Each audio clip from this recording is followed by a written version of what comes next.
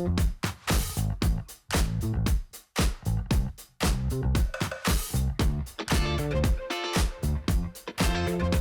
following portion of Studio 512 is sponsored by Future Leaders.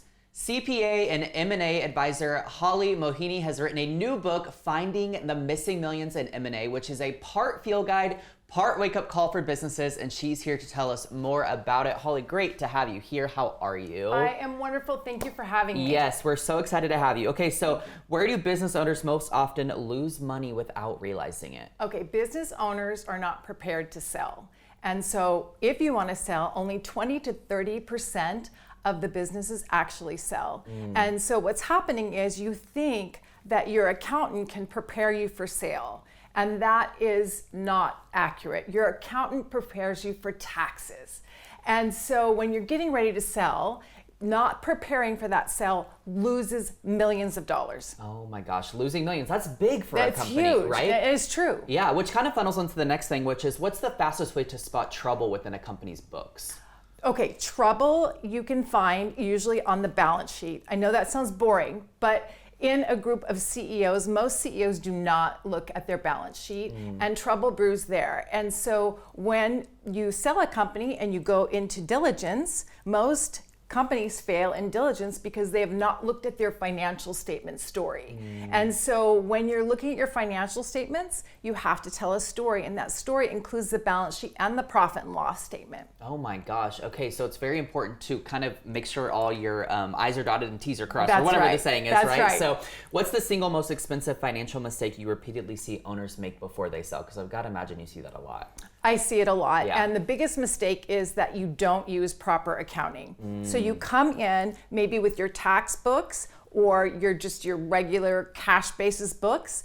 And what happens is a buyer will buy you and they will actually do proper accounting, the magic of proper accounting, and make millions the day after closing. Yeah. And you don't even know it. That's sort of the issue here, that you don't even know it. These are areas that business owners have to be alert to. This is a complex financial, emotional, and legal transaction. You need help getting through that because you've never done it before. It's your baby that you're selling. Can you speak a little bit more too for just a second about proper accounting? Because I think a lot of people are like, oh, whatever, it'll figure itself out. But then we get ourselves in ruts like what we're speaking about today. Well, I love it. So the really simple thing is that most people, do or cash basis accounting because you pay less taxes. So your books are really generated for that. But if you change to accrual basis accounting, that will make you, if you're a growing company, that will make you millions right there. Yeah. It's true. It's life-changing, really. It's life-changing. Yeah. And you don't even know it. That's why getting prepared is really important. Telling the financial story so that you're maximizing the value, you're not losing the millions. Yeah. Tell me why kind of selling the business or waiting for a crisis to hit, why is that never a good time to try and fix the books? No, it's never a good time. I think every business owner should be prepared to sell right now because selling means that you have discipline. Discipline means you're creating more value either for yourself or for a buyer in the future. And so everybody needs to be ready for sale. So I would say if you're thinking about it, you need to plan at least 3 to 5 years to really maximize that value. You don't, as a business owner, you're not thinking about being an investor. It's a different mindset. You're thinking in a different way. So you're saying grow your revenue, and I'm saying grow your earnings, and make sure that you're not the only person at the helm, that you have a leadership bench. And so there's things that you need to think about and levers you need to play. Yeah. And so I think that's really important. And so that takes time. Yeah. So in simple terms, I think what you're saying is forward thinking is really vital. 100%. Yeah. Yes. Yeah. I love that. Okay. How does overconfidence, fear, and human dynamics distort sellers' financial decisions? Because there's a lot playing into those decisions. Like I said, it's in every step of the journey, and it is a journey. It's not like, oh, I'm just going to sell and somebody's going to show up, So it's a journey. So in every step of that journey, there are decision points. There's 5 points in the journey where people lose millions of dollars and they may not even know it. And so in every one of those 5 places, you have emotions. It's even on the buy side and the sell side, both are having these emotions. So what happens is you forget what your goals were and you start discounting things, or you end up just thinking that looking at red flags. If somebody buyer shows up and they're not walking their talk, you should note that and turn around and do something different. So keeping those emotions in check and going back to the facts of like, what was I trying to achieve is really important. When flags come on the field, you need to read the flags. Yeah, so the epitome of like, see something, say something. When red flags pop up in business, you have to do something about it. And everybody has the emotions. Emotions are flowing and ego are flowing in every single part of the transaction. Yeah, I love that. Well, Holly, thank you so much for being here. This was very insightful. Thank you for having me. Yes. Okay, you guys, you can learn more about Holly's new book and what she offers at hollymohini.com. The preceding portion of Studio 512 is sponsored by Future Leaders.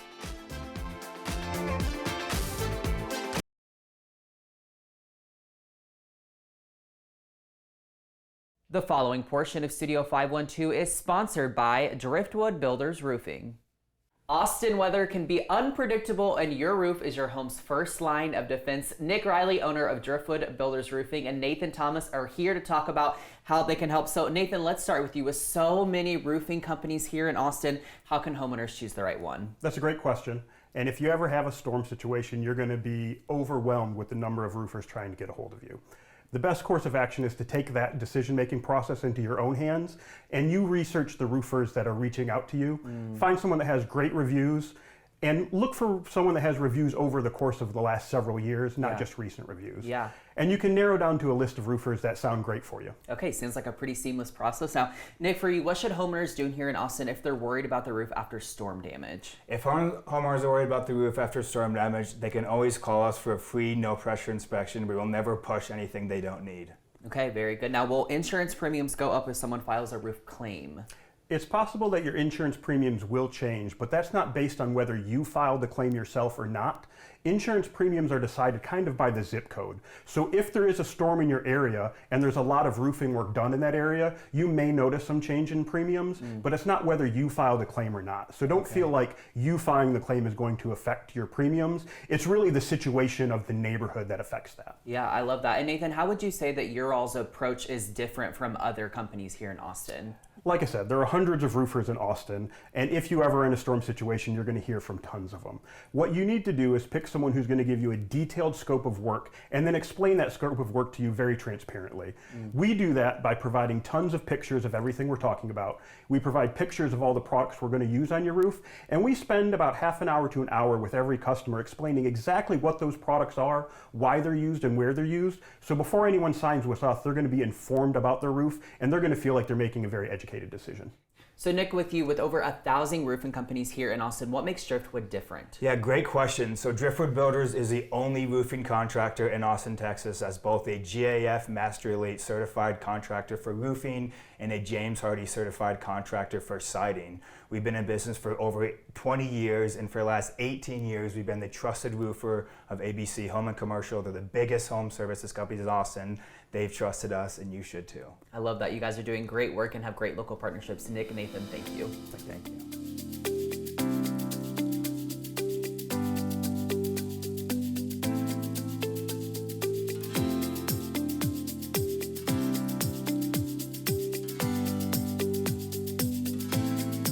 Sign up for an inspection today at driftwoodbuildersroofing.com. The preceding portion of Studio 512 was sponsored by Driftwood Builders Roofing.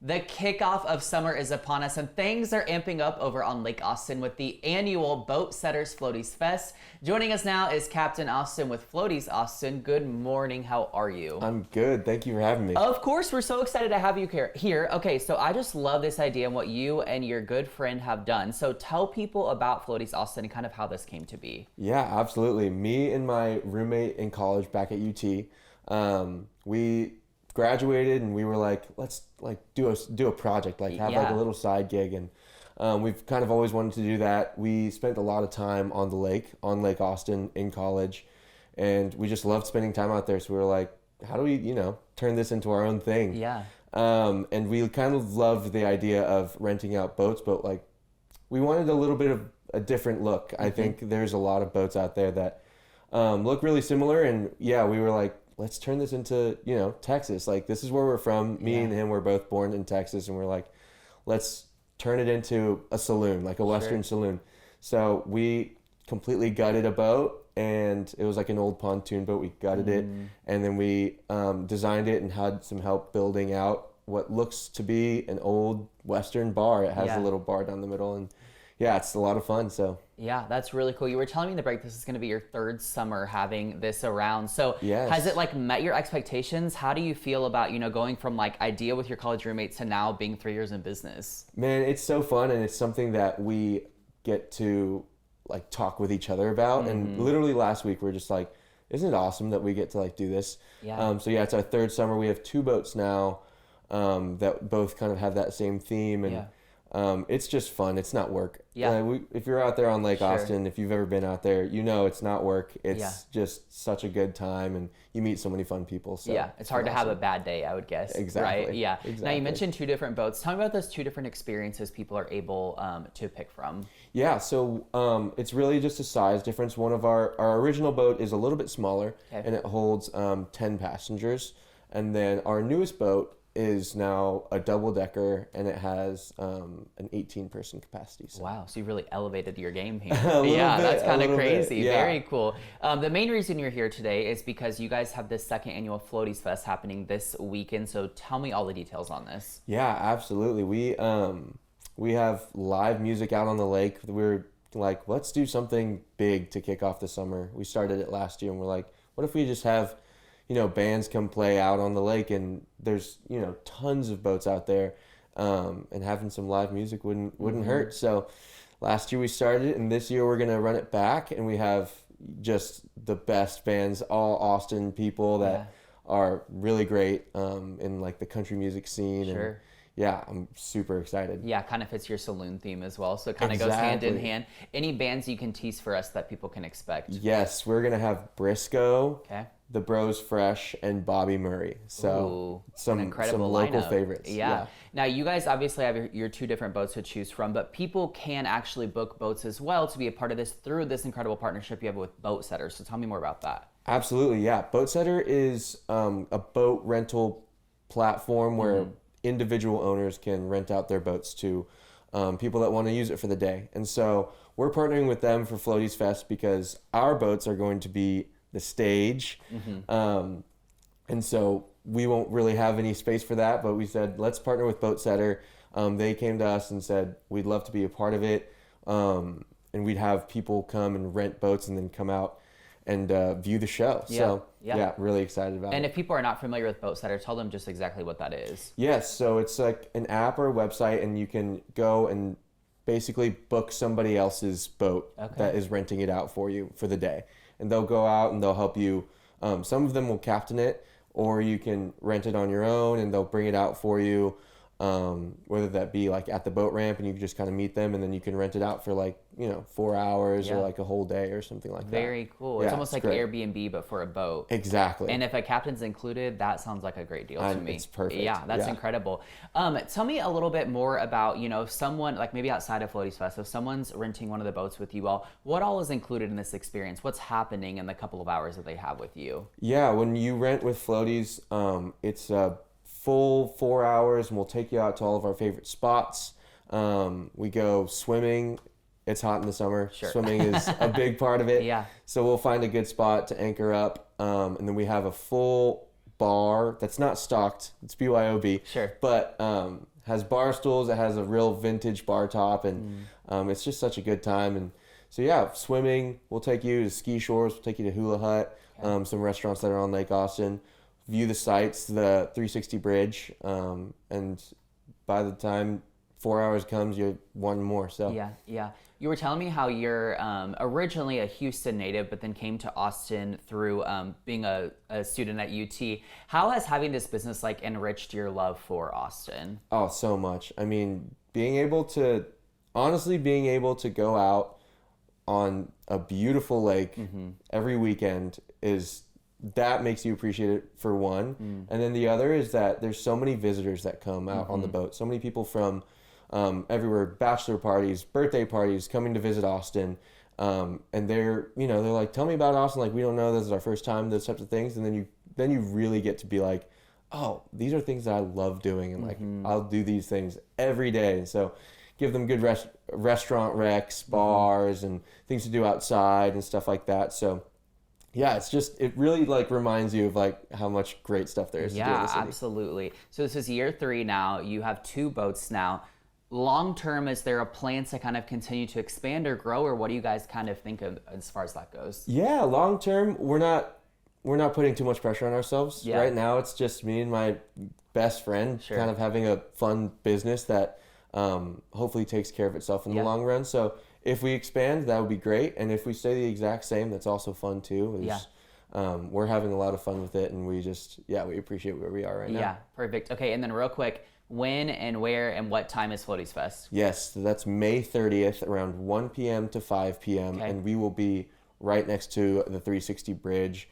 If you're cruising through on a boat, hopefully you'll see us. Yeah. We'll have some great bands be playing up top, so you'll see them from far. Sounds like a great time. Austin, thank you so much for being here. We appreciate it. Thank you. You guys, for more information, check the link in their Instagram bio, and to book your own boat, visit floatiesaustin.com.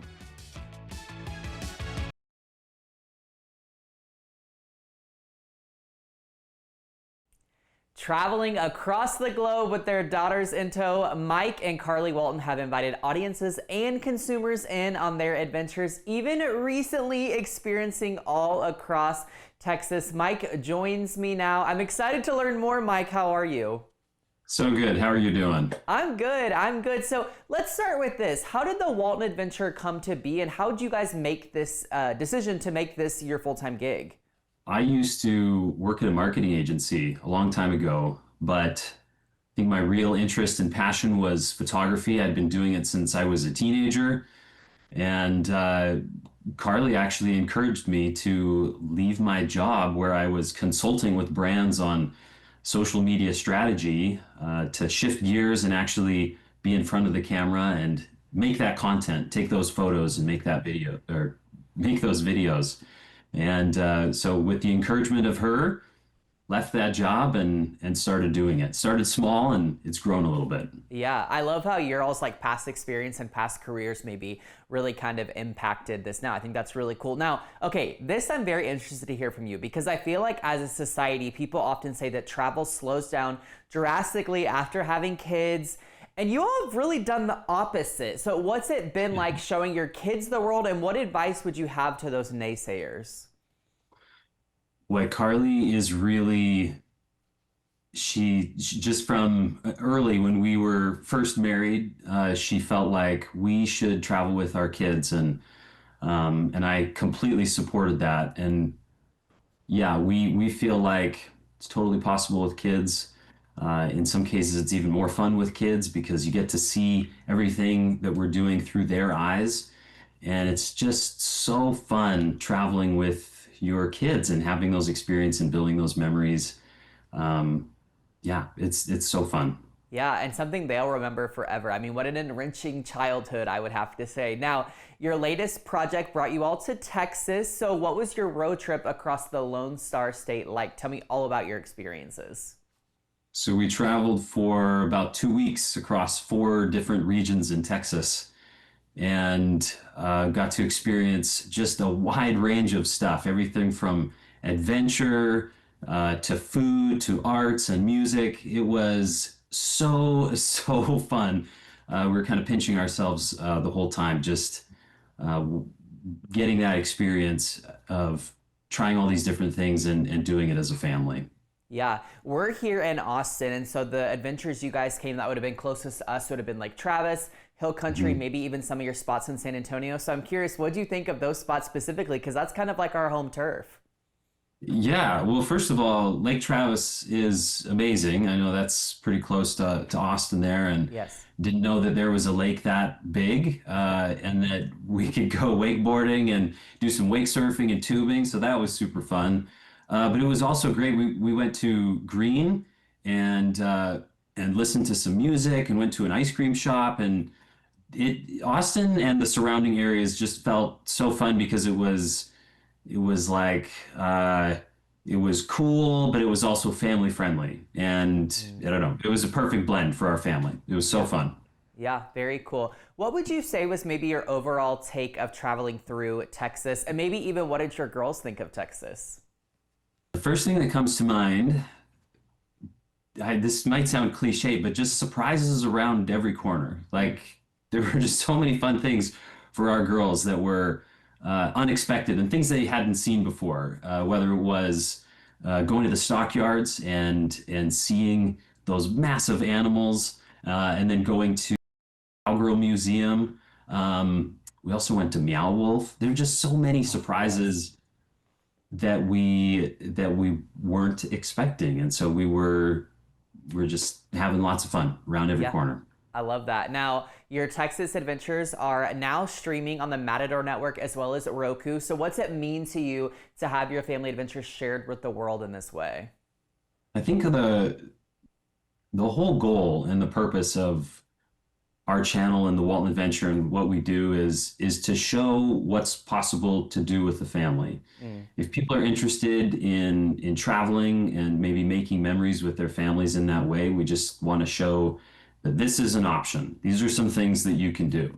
You don't have to do these things, but if you're interested in traveling with your family and making memories in that way, then you can do this. This is accessible, and this is something that families can do. I loved my family growing up. I loved the memories that I made with them, and it's impacted who I was. And I know Carly feels the same way. So we wanted to give that experience to our kids. We just think that families are important. Spending time with your family is important. And so to have that message shared even further, it's great. We love it. Yeah, totally. I hope that people feel inspired and motivated to travel with their own families or their loved ones or whatever that family dynamic looks like for them. Now, finally, Absolutely. you guys have obviously traveled all across the world to beautiful, stunning places. Any travels ahead that you can tease for me that you guys are particularly excited to check out? We're headed somewhere tomorrow. We're actually packing our bags right after this call. And we're headed somewhere that has a very large lake. That's all I can say, though. Okay, all right. We'll take that deep tease then. Well, thank you so much for your time with us today. You can stream the Walton Family Adventures Texas edition now on Roku and Matador Network.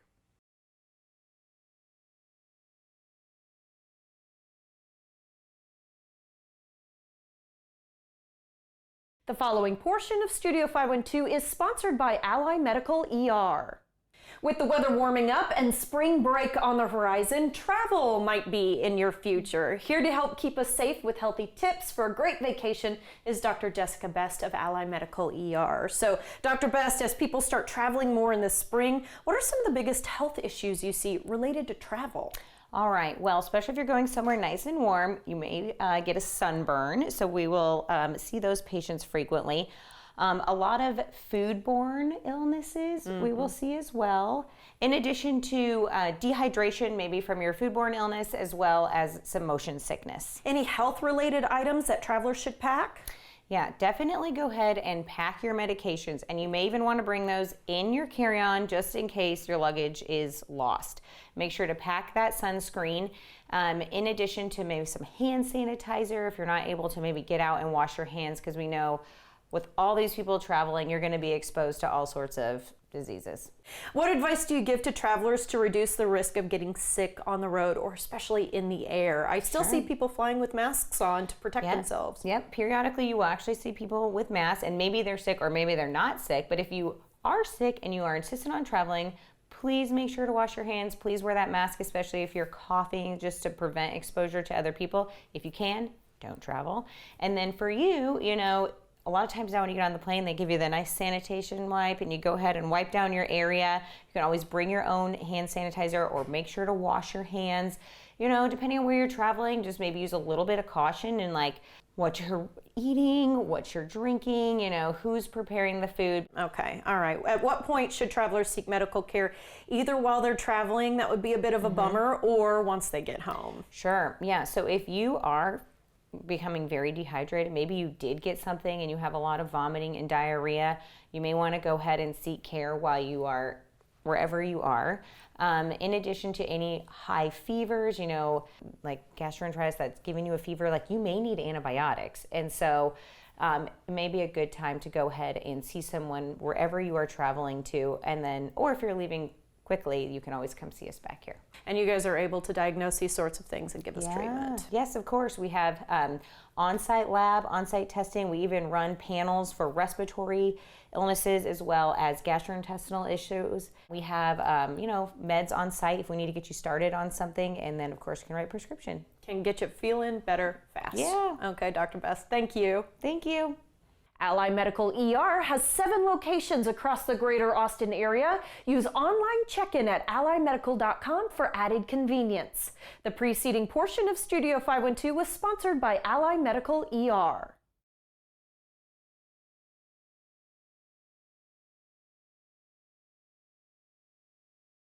The following portion of Studio 512 is sponsored by Rosedale Acupuncture and Wellness.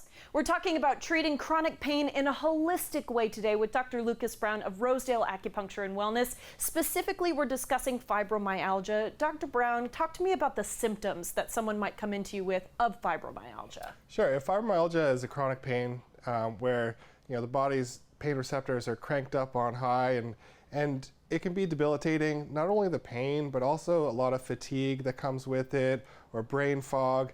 And it can often be cyclical where you have flare-ups, but when those flare-ups hit, you're pretty much bedridden in some cases. Mm-hmm. And we have one of your patients that we're going to hear from today. It's Katie. Let's go ahead and take a listen. Before coming to Rosedale, my daily life was very, very limited. I had limited mobility due to hypermobility and joint pain, as well as fibromyalgia. I was in bed pretty much most of the time for about a month or so prior to coming. It took away all my mobility. I had done physical therapy. I had done a steroid injection even. I felt that this practice had the type of methods and expertise and knowledge to really just treat the whole issue, holistically. My pain level before was usually between 8 and 10, and now it's 1 or 0. I've gone from not being able to sit for any length of time without pain to, going back to the movie theater, being able to drive longer, and being able to go to a restaurant. Even though things do take time, healing is kind of always happening, and it is always possible. I'm just relieved that it worked, that it helped. Dr. Brown, how does it feel to hear Katie's testimonial there? I mean, truly, I think she's a prime example of someone who maybe not quite given up hope, but it really impacted her life, and we're able to give her back her life, so to speak. And I love that, because I do think with these kind of conditions, it's so easy just to give up hope and think there's nothing that can be done. But it is definitely an individualized treatment, and we're treating the individual in front of us, not just the symptoms. So if someone is watching today, maybe they've been on this chronic pain journey and they're ready to find some hope again, how can they get started with you? Yeah, so just come have a conversation with me. We'll do a little detective work, see what's going on, and if I feel like I can help you, I'll give you my best recommendation. I appreciate a man who knows what he's doing. Absolutely. Dr. Brown, thank you so much. We appreciate it. Yeah. Set up a complimentary consultation today by calling 512-623-1996 or by going to rosedaleacuwell.com. The preceding portion of Studio 512 was sponsored by Rosedale Acupuncture and Wellness.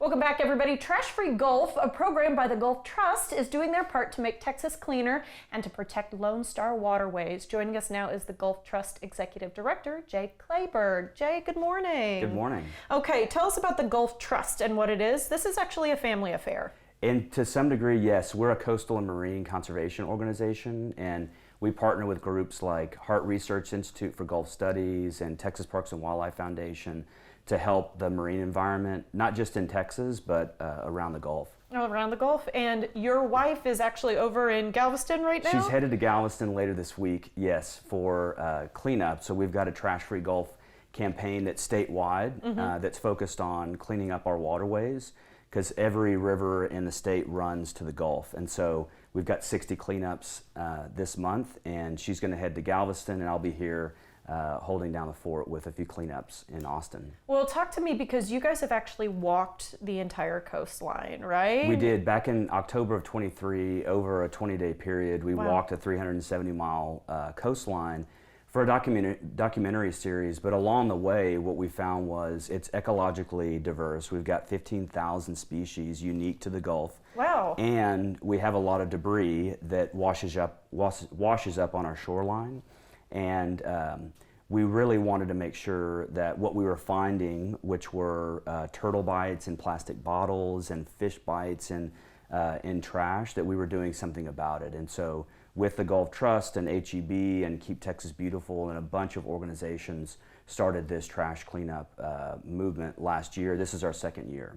We're going to talk about the cleanup more in just a second, but how painful was it to see, you know, that turtles had tried to eat water bottles, or like, you know, kind of the outflow of what people stopped thinking about? So we have the smallest and most endangered sea turtle in the world nests on Texas beaches. I didn't know that. We didn't know this going into it. And as you're walking down the beach, you see things like plastic bags and plastic bottles, and you see bites in them, little like triangular pyramid-shaped bites. And we had a scientist tell us that those are either triggerfish or turtles. Once you see that, you cannot unsee that, and you realize that what they see is prey. It looks like a jellyfish. Oh, wow. And so it's really, one, you're seeing those things, but also plastic doesn't leave the environment. Yeah. It's there forever, and it just breaks down into smaller pieces. And so when you start looking in the tide line on the beach, you see organic material, sticks and wood and things like that, and sargassum. But then you also see colored pieces, blue and red and white, and you realize that's trash that's likely either come from another part of the world or another Gulf state, or it's come from Texas. And so we have this idea that you don't want to mess with Texas. Well, we don't want to mess with Texas beaches or contribute, you know, poorly to our connection to the Gulf, and so that was the impetus for the campaign. A really good reminder that, like, when it leaves your site, it doesn't really go away. That's right. You need to do something about it. So let's talk about these cleanups. Yeah, so we've got 60 cleanups all across the state, El Paso to Midland to Port Arthur in Austin, and all the way down to Padre Island. And we've partnered up with cleanup groups. We're attempting to collect 40,000 pounds of trash before it ever enters the Gulf. In Austin, we've got Boggy Creek Greenbelt. We have Austin Parks Foundation that's hosting that. And then Colorado River Alliance is also doing a really fun cleanup with stand-up paddle boards at Mozart's at Lake Austin. And the idea is we're not going to prevent everything from reaching the Gulf, but if we can get people to think about the fact that they live in a watershed, every one of us does, that it flows ultimately to the ocean, and that anything that, as you said, is left on the ground will likely end up in that waterway, a creek or a river, and flow ultimately to the Gulf. And that impacts not just turtles and other sea life, but it's also our seafood. It's all the industry that needs water. It's people that need water along the coast. And so really trying to get people aware of this environmental issue. Okay, so we want to talk about what people can do here locally, because I have a feeling we're motivating some folks this I hope morning. so. Yeah. Get up off your seat and see what you can do to help out the Texas coast. Yeah. How can people get plugged in? So the easiest thing to do is to go to trashfreegulf.com, and there you'll find cleanups by date and by location. We have at least 3 cleanups here in Austin, as I mentioned. We've got cleanups in the area. There are other cleanups happening during the weekend throughout the month of May, so there's still time. And it's an opportunity to get together with folks. The Colorado River Alliance, the Mozart's cleanup at Lake Austin, that'll be especially fun because they have music and they have stand-up paddle boards, and it's a larger cleanup than some of the others that hopefully will have about 100 people there. And then Austin Parks Foundation has just been a great partner, and so they have 2 on the website, and then also Colorado River Alliance has theirs as well. So do we need to know anything if we want to help out? Can we just show up with a pair of gloves, or literally what do we do? just show up? And what we've done is we provided, we or the cleanups have gloves, they have grabbers, we have vests and bags, and you don't think about what you need for all the different supplies, but it's a few things. And then we have some incentives. So we partnered with a group called Yogi Bins, and they have these all-weather trash bins that go in the back of your pickup. So you have to have a pickup. Right now, they lock in. We're giving those away. HEB has some gift cards that we're giving away, and so we have some additional incentives. But the great thing is, I think we think about the environmental challenges that we have, and it sometimes seems insurmountable that my one action can't really have an impact. This can have an impact. It is a single action, but you're part of a larger movement, and that's really what we're trying to get people to think is just picking up that bottle that's on the ground, even if it's not during a cleanup, that will have long-term impacts on the environment and the place that we call home. Such a good piece of information. Yeah. Really good reminders today. Absolutely. Jay, thank you for your time. Yeah, thank you. All right, to get involved and to learn more, visit trashfreegulf.com.